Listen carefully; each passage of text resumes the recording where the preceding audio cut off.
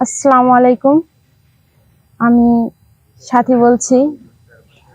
আমি আপনাদের কাছে আজকে আমার নিজের বাস্তব জীবনের একটা ঘটনা প্রকাশ করতে যাচ্ছি। তো আসলে আমাদের এখানে বিদ্যুতের খুব প্রবলেম। বিদ্যুৎ আমাদের এদিকে থাকে না বললেই চলে। আসসালামু আলাইকুম। আমি বিথি বলছি। আপনাদের কাছে আমার বাস্তব জীবনের একটা ঘটনা বলতে আসছি। আমার জামাই ঢাকাতে চাকরি করে। তো আমাদের এদিকে বিদ্যুতের অনেক প্রবলেম। বিদ্যুৎ থাকে না বললেই চলে। তো আমার জামাই বিকেলে ফোন দিয়ে আমাকে বলছে যে আজকে আমি বাসায় আসতেছি। এই জন্য আমি খুশি হয়ে আনন্দই সাজুগুজু করে রুমে বসে আছি। সন্ধ্যা হয়ে আসছে। আমি আমার জামাইকে ভেবে আমার ভাসুরকে কল দিয়ে ফেলেছি। কল দিয়ে বলেছি যে আমার দরজা খোলা, তুমি আইসো, এসে আমারে ডাক দিও। তো কিছুক্ষণ পরে আমার ভাসুর আমার রুমে আসে। আর আমি জামাই ভেবে আমি আমার ভাসুরকে জড়িয়ে ধরেছি, কিস করেছি, অনেক কিছু হয়েছে আমাদের ভিতরে, শারীরিক সম্পর্ক সবকিছু হয়েছে। হওয়ার কিছুক্ষণ পরে হঠাৎ করে দেখি আমার জামাই আমাকে কল দেয়।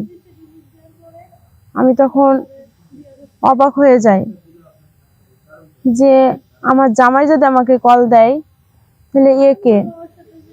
এটা আমি ভাবতে ভাবতে দেখি হঠাৎ করে বিদ্যুৎ চলে আসে।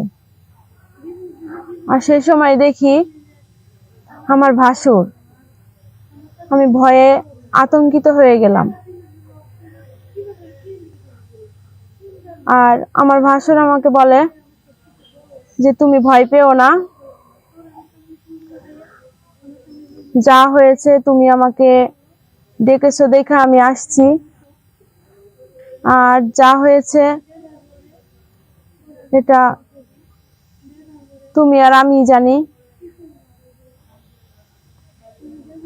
তুমি আমাকে যেরকম ভাবে ধরছিলা আমি নিজেকে কন্ট্রোল করতে পারি নাই।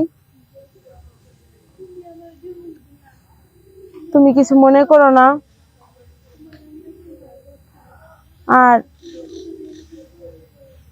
তুমি এরকম ভয় পেও না, তোমার কিচ্ছু হবে না। তখন আমি বললাম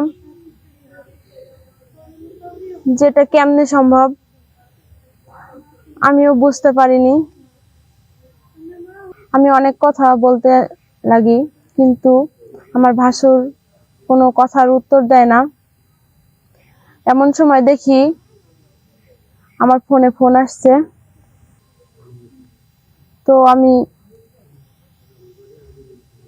ফোন আসা দেখে আমি অবাক হয়ে গেলাম যে আমার জামার ফোন আমার ফোনে আসছে, তাহলে এটা কে। কিন্তু আমি ফোনটা রিসিভ করলাম।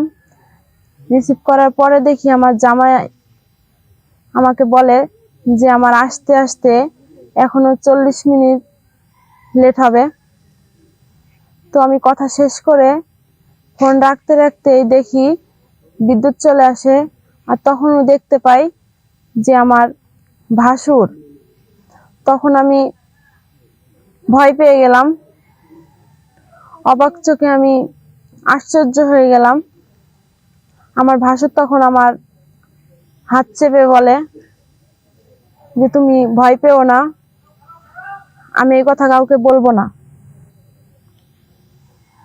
আমি বললাম ভাইয়া আপনি এখানে কিভাবে আসলেন? তো উনি বলল তুমি আমাকে ফোন দিয়েছিলে, এই জন্য আমি এসেছি। তো আমি তখন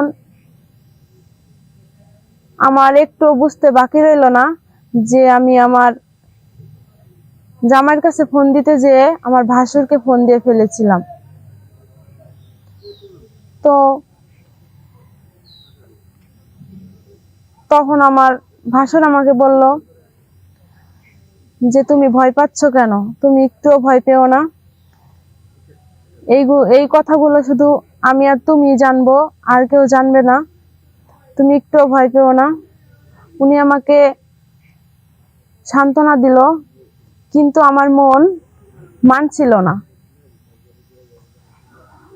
তো আমার ভাসুর তখন রুম থেকে বের হয়ে গেল।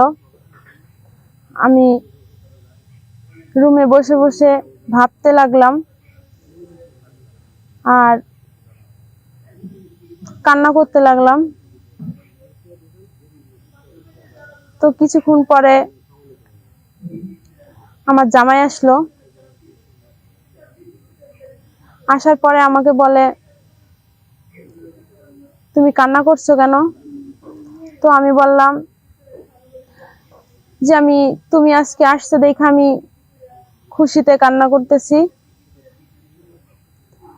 তো আমার স্বামীর আমি কিছু বুঝতে দিছি না যে ও আসার আগে এরকম কিছু দুর্ঘটনা ঘটছে। তো যাই হোক, ও আমাকে এসে জড়িয়ে ধরলো। আমি অনেক খুশি হইলাম। আর এরকম ভাবে জামাইয়ের কাছে ফোন না দিয়ে ভাসুরের কাছে ফোন চলে যায়, এরকমটা কারোর যেন না হয়। তো সবাই একটু সতর্ক থাকবেন।